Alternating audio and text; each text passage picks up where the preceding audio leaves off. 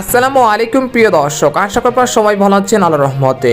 এইমাত্র পাওয়া আবহাওয়া দপ্তর থেকে আজকে সবচেয়ে গুরুত্বপূর্ণ খবর আসছে। বছরের প্রথম কালবৈশাখী ঝড় আগামী 29 তারিখ থেকে 24শে ফেব্রুয়ারি দেশ জুড়ে বজ্রসহ কালবৈশাখী ঝড়ের পূর্বাভাস।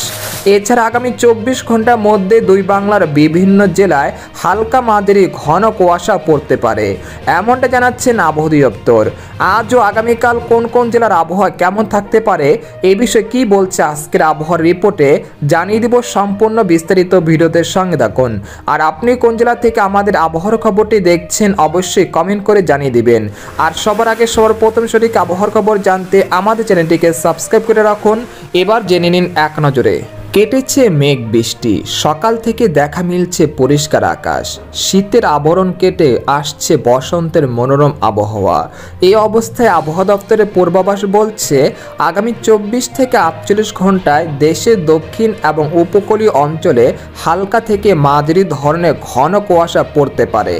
এছাড়া আগামী 20 তারিখ থেকে 24শে ফেব্রুয়ারি দেশের বিভিন্ন অঞ্চলে বছরের প্রথম বজ্রসহ ভারী থেকে অতি ভারী বৃষ্টিপাত হতে পারে।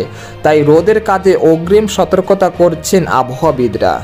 এদিকে আবহাওয়ার আরেকটি সতর্কবার্তায় বলা হয়েছে আজ হতে আগামী 19শে ফেব্রুয়ারি পর্যন্ত দেশের আকাশ অধিকাংশ এলাকায় পরিষ্কার থেকে অনেকটা পরিষ্কার থাকতে পারে ও 20 ও 21শে ফেব্রুয়ারি দেশের আকাশ বেশ কিছু এলাকায় আংশিক মেঘলা থেকে মেঘলা থাকতে পারে। 18 ফেব্রুয়ারি পর্যন্ত দেশের কোথাও বৃষ্টিপাতের সম্ভাবনা পাওয়া যায়নি ইনশাল্লাহ। তবে 19 তারিখ থেকে সিলেট বিভাগে 2-1 স্থানে ও 20 ও 21 তারিখে দেশের দক্ষিণ ও মধ্য অঞ্চলে হালকা মাঝারি বজ্রসহ বৃষ্টির সম্ভাবনা আছে রাজশাহী, খুলনা, বরিশাল ও ঢাকা বিভাগের সবকটি জেলাতে। তাই আপনারা আগামী 18 তারিখের মধ্যে রোদের সকল কাজগুলো সেরে ফেলার চেষ্টা করুন, না হলে ক্ষতিগ্রস্ত হতে পারে।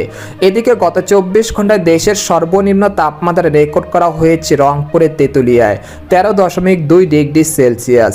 আর ঢাকায় সর্বনিম্ন তাপমাত্রা ছিল 18.8 ডিগ্রি সেলসিয়াস। আর সর্বোচ্চ তাপমাত্রা ছিল খুলনার যশোরে 31.2 ডিগ্রি সেলসিয়াস।